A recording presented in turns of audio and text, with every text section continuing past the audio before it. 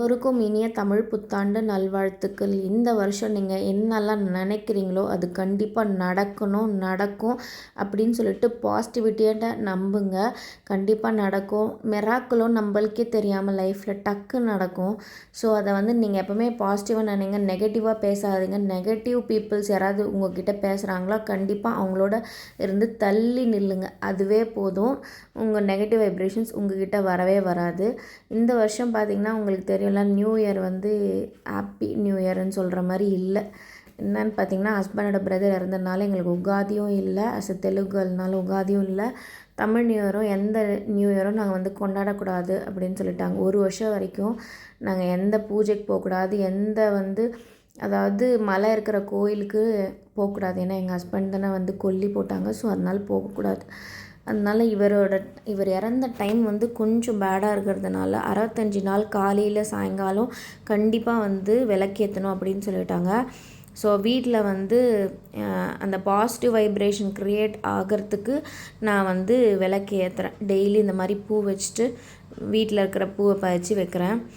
Especially ஆண்டவனை நான் என்ன வேண்டிக்கிறேன்னா, யாருக்கெல்லாம் குழந்தைக்காக கஷ்டப்படுறீங்களோ அவங்க கண்டிப்பாக ப்ரோட்டீன் நிறைய எடுங்க, 1 மணி நேரம் எக்ஸசைஸ் பண்ணுங்கள், அதுக்கப்புறம் காலையில் இந்த வெஜிடபிள் ஜூஸை குடிங்க, கண்டிப்பாக நல்லா தூங்குங்க. அதுவே போதும். இதெல்லாம் செஞ்சாவே பாசிட்டிவ் வைப்ரேஷனாக வச்சுருந்தாவே கண்டிப்பாக நீங்கள் நினைக்கிறது அடுத்த வருஷத்துக்குள்ளே உங்கள் வீட்டில் குழந்த இருக்கும். ஸோ நானும் ரொம்ப வருஷமாக முயற்சி பண்ணி ஒரு 3 வருஷம் ரொம்ப கஷ்டப்பட்டு அப்புறமா தான் கனி பிறந்தான். ஸோ லைஃப்பில் அதோட வலி என்னன்னு தெரியும். நீங்கள் விடாமுயற்சியாக கண்டிப்பாக எய்ம் பண்ணுங்கள். விடாமுயற்சி விஸ்வரூப வெற்றின்னு சொல்கிறாங்களே, அந்த மாதிரி உங்களுக்கும் நான் கண்டிப்பாக ஆண்டவங்கிட்ட வேண்டிக்கிறேன். இது நடக்கணும் அப்படின்னு சொல்லிட்டு மைண்டில் எப்போ பார்த்தாலும் அது நடந்திருக்கிற மாதிரியே திங்க் பண்ணுங்கள். ஸோ அப்போ அது ஆட்டோமேட்டிக்காக நடக்கும். காலையில் வெஜிடபிள் ஜூஸ் போட்டு குடிச்சிட்டு நானும் ஹஸ்பண்டும் டீடாக்ஸ் வாட்டர் பண்ணலாம் அப்படின்னு சொல்லிட்டு எடுத்துகிட்டு வந்தேன். என் பையனும் நல்லா குடித்தான். இதில் அதோட ஷார்ட்ஸில் ஆல்ரெடி போட்டிருக்கேன் டீடாக்ஸ் வாட்டர். பார்க்காதவங்க போய் பாருங்கள். வெஜிடபிள் ஜூஸ் என் ஸ்க்ரீனில் கொடுக்குறேன். எப்போவுமே அது ஆல்ரெடி நான் நிறைய வாட்டி சொல்லியிருக்கேன். வெஜிடபிள் ஜூஸ் யாரெல்லாம் குடிக்கிறீங்களோ நாட் ஆன் ஃபெர்டிலிட்டி எல்லாத்துக்குமே உடம்பு ஃபுல்லாக விட்டமின் மினரல் டெய்லி நம்மளுக்கு கிடைக்கணுன்னா இது ரொம்ப நல்லது. அதுக்கப்புறம் பேரண்ட்ஸ் மீட்டிங் நடந்துருந்துச்சு சனிக்கிழமை. ஸோ அதுக்காக இப்போ கனி பார்த்திங்கன்னா ஃபஸ்ட் ஸ்டாண்டர்ட்லேருந்து செகண்ட் ஸ்டாண்டர்டுக்கு போகிறான். மிஸ்ஸே ரொம்ப பாராட்டி சொல்லியிருந்தாங்க. ரொம்ப கஷ்டப்பட்டு குழந்தை இந்த வாட்டி நல்லா பண்ணியிருக்கான். ஏன்னா நானும் அவனும் ஒரு 10 டேஸ் நாங்கள் ஊர்லேயே இருந்துட்டோம்ல கோட்டையில். ஸ்ட்ரகிள் ஆகி போர்ஷன்ஸ் ரஷ்அப் பண்ணுறதுக்குள்ளே எங்களுக்கு ரொம்ப ஹெக்டிக்காக இருக்கும். அவனை படாத பாடு பண்ணி டார்ச்சரே பண்ணிட்டேன். எனக்கு நல்லாவே தெரிஞ்சது. ஆனால் வேறு வழி இல்லைல்ல. அவன் நல்லா ஸ்கோர் பண்ணும் அப்படின்னு சொல்லிட்டு அந்த எய்ம்லேயே நான் கொஞ்சம் நிறைய அவனை ப்ரெஷர் பண்ணி இந்த வாட்டி அவங்க அப்பா கூட ரொம்ப கோஆப்ரேட் பண்ணாங்க. யூஸ்வலாக அவங்க அப்பா சொல்லிக் கொடுக்கவே மாட்டாங்க. சொல்லி கொடுத்தாங்கன்னா கோவம் அடிச்சிருவாங்க. நான் எப்போவுமே குழந்தைங்கள அடிக்காமல் தான் சொல்லி கொடுப்பேன். எவ்வளோ கோவம் இருந்தாலும் அவ்வளோ சீக்கிரமாக அடிக்க மாட்டேன். ஏன்னா அடிக்க அவங்க ரொம்ப முரடாயிடுவாங்க. ஒரு கட்டத்துக்கு மேலே அடிக்கிறியா அடி அப்படின்ற கட்டத்துக்கு போயிடும். ஸோ அதனால் நான் அடிக்காமல் சொல்லி கொடுத்தேன். அதான் மிஸ்ஸு சொல்லியிருந்தாங்க, ரொம்ப ப்ரெஷர் பண்ணி நல்லா எழுதியிருந்தாங்க நீ இந்த வாட்டி அப்படின்னாங்க. நான் மற்ற அம்மாக்கள் மாதிரி ஃபுல் மார்க் வரணும் அப்படிலாம் நினைக்க மாட்டேன். பாதிக்கு பாதி. இப்போ 50 எக்ஸாம்பிள் 50 மார்க்ஸில் ஒரு 30 மார்க் எடுத்தாவே எனக்கு போதும்னு தான் சொல்வேன். ஏன்னா ரொம்பலாம் அவனை நான் ப்ரெஷர் பண்ண மாட்டேன். போதும். சின்ன வயசுலலாம் இவ்வளோலாம் நம்ம ப்ரெஷர் பண்ணுறோன்னு வச்சுக்கோங்களேன், அதுக்கப்புறம் குழந்தைங்க ரொம்ப கஷ்டப்படுவாங்க. அப்புறமா வீட்டுக்கு வரும்போதே 1 மணி ஆகிடுச்சு. சரின்னு சாதம் மட்டும் ஆல்ரெடி வடித்து வச்சுட்டு போயிருந்தேன். ரைட் ரைஸு பீர்க்கங்காய் குழம்புக்கு பீர்க்கங்காய் கட் பண்ணி வச்சுட்டு போயிருந்தேன். இது ரொம்ப ஈஸி.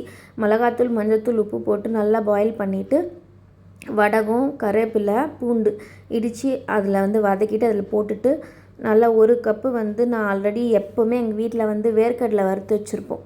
ஸோ அந்த பவுடரை ஆட் பண்ணிட்டோன்னா நல்லா ஒரு 10 நிமிஷம் கொதிக்கிட்டாவே இது சூப்பராக திக்காயிடும். இதே மாதிரி நம்ம கத்திரிக்காய், அவரைக்காயெல்லாம் பண்ணலாம். களிக்கு ரொம்ப நல்லாயிருக்கும். அப்புறம் ஃப்ரைக்கு பார்த்திங்கன்னா 2 நாள் சாப்பிட்ட ஜாக் ஃப்ரூட்டோட சீடு சேர்த்து வச்சுருந்தேன். அதை குக்கரில் ஒரு 3 விசில் போட்டு வேக வச்சு எடுத்துக்கிட்டேன். ஒரு 3 பூண்டு, 1/2 துண்டு இஞ்சி அதை போட்டு ஃபஸ்ட்டு மிக்சியில் 1 பாதியை க்ரஷ் பண்ணி எடுத்துக்கிட்டேன். அப்புறமா பார்த்திங்கன்னா வெங்காயம் 1, தக்காளி, சின்ன தக்காளி 2 அது மிக்சியில் நல்லா பேஸ்ட் பண்ணிக்கிட்டேன். இப்போது ஒரு கடாயில் 2 குழிக்கரண்டி எண்ணெய் ஆட் பண்ணிவிட்டு ஒரு பட்டை, ஒரு ஸ்டார் அன்னாசி, ஒரு லவங்கம், கொஞ்சமாக சோம்பு 1/2 டீஸ்பூன், அது கூட கருவேப்பிலை, பொடியாக நறுக்குனா 1/2 வெங்காயம். எங்கள் ஹஸ்பண்ட் வெங்காயம் சாப்பிட மாட்டாங்கன்னு சொல்லிட்டு நான் கொஞ்சமாக ஆட் பண்ணியிருக்கேன். உங்களுக்கு வேணும்னா நிறைய ஆட் பண்ணிக்கோங்க, நல்லாயிருக்கும் டேஸ்ட்டு. அப்புறமா கொஞ்சம் உப்பு போட்டுட்டு நல்லா வெங்காயம் நல்லா வதங்கினதுக்கப்புறம் நம்ம அரைச்சி வச்சுருக்கோம் இல்லையா வெங்காயம் தக்காளி பேஸ்ட்டு, அதையும் அதில் ஆட் பண்ணிக்கோங்க. 1/2 டீஸ்பூன் மிளகாய்த்தூள், 1/4 டீஸ்பூன் மஞ்சள் தூள் ஆட் பண்ணிவிட்டு நல்லா அந்த பச்சை வாசனை போகிற வரைக்கும் நல்லா அந்த ஆயிலே ஒரு 10 நிமிஷம் ஸ்லோ ஃப்ளேம்லேயே வச்சு வதக்கிட்டு மிக்சியில் அரைச்சோரில் அதை தண்ணி அதை ஆட் பண்ணிவிட்டு ஒரு லிட்டு போட்டு மூடி வச்சுக்கோங்க. ஒரு 10 நிமிஷத்துலேயே பாருங்கள் அந்த எண்ணெயெல்லாம் அப்படி மேலே எலும்பி வரும். அந்த மாதிரி டைமில் பார்த்திங்கன்னா நம்ம 3 விசில் போட்டு வேக வச்சுருந்தோம்ல அந்த ஜாக் ஃப்ரூட்டோட கொட்டை, பலாப்பழ கொட்டை, அதை அதில் போட்டுட்டு அந்த மசாலா இறங்குற வரைக்கும் அகைன் ஒரு லிட்டு போட்டு ஒரு 5 நிமிஷம் மட்டும் முடியுங்க. வேணும்னா நீங்கள் பாதியாக கட் பண்ணி போட்டிங்கன்னா நல்லாயிருக்கும், இல்லைனா கீரி போட்டிங்கன்னா அந்த எசன்ஸ் வந்து அதில் இறங்கியிருக்கும். ஸோ நல்லாயிருக்கும். இதுக்கப்புறம் பார்த்திங்கன்னா நான் 1/2 டீஸ்பூன் வந்து வீட்டில் அரைச்ச கரம் மசாலா. எப்போவுமே இந்த மசாலா தான் நான் முட்டை ஆம்லேட்டுக்கு, அதுக்கப்புறம் எக் ஃப்ரை, அது கூட பார்த்திங்கன்னா மட்டன் ஃப்ரை, சிக்கன் ஃப்ரை எல்லாத்துக்குமே இதான் ஆட் பண்ணுவேன். இது எப்படி பண்ணோன்னா 2 டீஸ்பூன் தனியா, 1/2 டீஸ்பூன் மிளகு, 1/2 டீஸ்பூன் சீரகம், 1/2 டீஸ்பூன் சோம்பு, ஒரே ஒரு பட்டை, இது எல்லாத்தையும் மீடியம் ஃப்ளேம்லேயே ஃப்ரை பண்ணிவிட்டு பவுடர் பண்ணி வச்சுக்கோங்க. டேஸ்ட்டு சூப்பராக இருக்கும். அப்படியே மட்டன் டேஸ்ட் எக்ஸாக்டாக இருந்துச்சு. இப்போ ஒரு 5 நிமிஷம் லிட்டு போட்டு மூடி வச்சதுக்கப்புறம் பொடியாக நறுக்கின கொத்தமல்லி போட்டு இறக்குனிங்கன்னா கறி குழம்பு என்னங்க கறி குழம்பு, அதை விட இது டேஸ்ட்டு பக்காவாக இருக்கும். கண்டிப்பாக ட்ரை பண்ணி பாருங்கள். இதே மாதிரி நீங்கள் மஷ்ரூம் கூட பண்ணலாம். மஷ்ரூம், அது கூட பார்த்திங்கன்னா கேப்சிகம், பன்னீர் எல்லாமே இதே மெத்தடில் பண்ணி பாருங்கள், டேஸ்ட் நல்லாயிருக்கும். அதாவது பெப்பர் ஃப்ரைலாம் நம்ம பண்ணுறோம்ல, அதெல்லாம் செய்யும்போது இந்த டேஸ்ட்டில் சூப்பராக இருக்கும். இது ரைஸு, சப்பாத்தி, தோசைக்கு வேணுன்னா இன்னும் கொஞ்சம் கிரேவி, இன்னும் ஒரு தக்காளி போட்டு ஒரு வெங்காயம் போட்டு நல்லா அரைச்சிட்டிங்கன்னா அந்த கிரேவி நல்லா வரும். ஸோ அந்த மாதிரி நீங்கள் ட்ரை பண்ணி பாருங்கள், டேஸ்ட்டும் சூப்பராக இருக்கும். இதில் வந்து நிறைய விட்டமின் B12 இருக்குது இந்த ஜாக் ஃப்ரூட் சீடில். ஸோ அப்பப்போ சேர்த்துக்கோங்க, சீடை கீழே போட்டுறாதீங்க. சாப்பிடாத குழந்தைங்களுக்கு என்ன பண்ணுறீங்கன்னா நீங்கள் வந்து துருவிட்டு சப்பாத்தியில் ஸ்டஃப் பண்ணி கொடுத்துருங்க, சாப்பிட்ருவாங்க. வேணும்னா கீழே ரெசிபி கேளுங்க, நான் போடுறேன். அப்புறமா பார்த்திங்கன்னா மில்க் பவுடர் எதுவும் ஆட் பண்ணாமல் உரை போட்டிருந்தேன், திக்கான தயிர். இது வந்து 1 லிட்டர் பாலை நல்லா சுண்டாக காய்ச்சி இந்த மாதிரி எடுத்துன்னு வந்துடுவேன். நம்ம சாதம் ஆல்ரெடி வடித்து வச்சுட்டு போயிருந்தேன்ல, அது கூட வந்து பலாக்கொட்டை பொரியல், பச்சை வேர்க்கடலை உரித்து வச்சுருந்தேன்.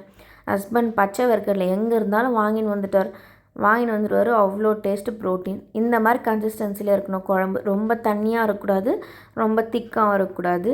நிறைய காய் போட்டு சாதம் கம்மியாக வச்சு சாப்பிட்டிங்கனாவே வெயிட் நல்லா ஆட்டோமேட்டிக்காக கம்மியாயிடும். டெய்லி ஒரு எக் எடுத்துக்கோங்க. செவ்வாய்க்கிழமை சனிக்கிழமை நான் சாப்பிட மாட்டேன், அதனால எக்கை நான் பாயில் பண்ணி அதில் வைக்கல. அதுக்கு பதில் நான் வேர்க்கடலை ப்ரோட்டீனாக எடுத்துக்கிட்டேன். இந்த மாதிரி நீங்கள் உங்களுக்கு வேணும்னா டயட் சார்ட் கீழே டயட் சார்ட்டுன்னு போடுங்க, நான் வந்து உங்களுக்கு ரெடி பண்ணி அடுத்த வீடியோவில் கொடுக்குறேன். அப்புறமா சட்டி சோறு ரெடி பண்ணலான்னு சொல்லிட்டு, எப்போவுமே இந்த புத்தி நம்மளை மாறாது. எங்கள் அம்மா இப்படி பழக்கம் பண்ணிட்டாங்க, சட்டியில் சோறு போட்டு சாப்பிட்டா அது அவ்வளோ டேஸ்ட்டு. அப்புறம் சாப்பாடெலாம் சாப்பிட்டு ரெஸ்ட் எடுத்துகிட்டு நாங்கள் ஈவினிங் போல் ஒரு 5 மணி இருக்கும் கிளம்பி, ஒருத்தவங்க ஹஸ்பண்டோட ரிலேட்டிவ், அவங்களுக்கு வந்து ஸ்பைனல் கார்டு ஆப்ரேஷன் பண்ணியிருந்தாங்க. சரின்னு சொல்லிட்டு அவங்கள போய் பார்த்துட்டு ஃப்ரூட்ஸ் வாங்கி கொடுத்துட்டு, அவங்க வீடெலாம் செம்ம எக்ஸலண்ட்டாக இருந்துச்சு. அப்புறமா எங்களுக்கும் ஃப்ரூட்ஸ் வாங்கிட்டு வந்திருந்தேன். நான் எப்படி உங்களுக்கு தம்ப்நெயிலில் சொல்லியிருக்கணும், டெய்லி வந்து நான் 100 ரூபாய் எடுத்து ஒரு உண்டியில் வச்சுருவேன் ஃப்ரூட்ஸுக்காக. நான் எய்தர் வந்து அது க்யூமுலேட்டிவாக 2 நாளுக்கு சேவ் பண்ணி வைப்பேன். அப்படி இல்லைன்னா பார்த்திங்கன்னா ஒரு நாளில் பார்த்திங்கன்னா நான் வந்து மக்கானா அந்த மாதிரி வாங்கி வச்சுப்பேன். ஒரு நாள் பார்த்திங்கன்னா சீட்ஸ் எல்லாம் வாங்கி வச்சுப்பேன். அந்த மாதிரி க்யூமுலேட்டிவ் சேர்த்து வச்சுப்பேன். ஒரு நாள் பார்த்திங்கன்னா வெஜிடபிள் ஜூஸ்க்கு ரெடி பண்ணுறது வெஜிடபிள்ஸ் வாங்கி வச்சுப்பேன். லைக் கேரட், ஆம்லா, ஒரு நாளைக்கு ஒரு 2 கேரட், 2 ஆம்லா, 1/2 பீட்ரூட் இருந்தாவே போதும். ஒரு குக்கும்பர், இதெல்லாம் சேர்க்கறதுக்கு 100 ரூபாய் இருந்தாவே போதும். அதுக்கப்புறம் பார்த்திங்கன்னா ஒரு நாள் அந்த மாதிரி ஜூஸு, ஒரு நாள் வாட்டர்மெலன் நம்மளுக்கு சீப்பாக கிடைக்குதுல்ல, வாட்டர்மெலன் ஜூஸு, ஒரு நாள் சாத்துக்குடி ஜூஸு, ஒரு நாள் இந்த ட்ரை ஃப்ரூட்ஸ்லாம் வாங்கி நைட்டே சோக் பண்ணிவிட்டு காலையில் மில்க் போட்டு அடிச்சிட்டு குடித்தா கூட நல்லது. ஒரு நாள் ப்ரோட்டீனு, ஒரு நாள் விட்டமின் அண்ட் மினரல் எடுக்கிறோமா, ஒரு நாள் வந்து டீடாக்ஸ் ட்ரிங்க்கு. உங்களுக்கு வேணும்னா கீழே கமெண்ட் பண்ணுங்கள். இந்த மாதிரி வாரத்தில் 7 நாள் 7 ஜூஸ் நான் என்ன சாப்பிட்றேனோ அதை வந்து போடுறேன் உங்களுக்காக. அப்புறமா ஈவினிங் மேலே பார்த்திங்கன்னா இவன் வந்து ரொம்ப போர் அடிச்சு இந்த லீவ் ஏன்டா விட்டாங்களான்ற மாதிரி இருக்குது. 3 நாளைக்கே தாங்க முடியல, போய் சண்டை இழுத்துன்னு வரான் ஒரு இடத்துல போயிட்டு. அவங்களாம் அடிச்சிடுறாங்க, இவன் வந்து திருப்பி அடிச்சிடுறான். பெரிய சண்டையாக க்ரியேட் பண்ணிவிட்டு அழுகுறான்.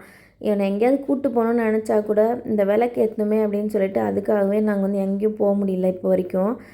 சரி பார்க்கலாம் அப்படின்னு சொல்லிட்டு நீங்கள் வந்து உங்கள் ஹெல்த்தை கான்சென்ட்ரேட் பண்ணிவிட்டு எப்போ நல்லா தூங்குங்க. தூக்கம் தான் மெயின். பிடிச்சிருந்தா லைக்கை தட்டி சப்ஸ்கிரைப் பண்ணிக்கோங்க.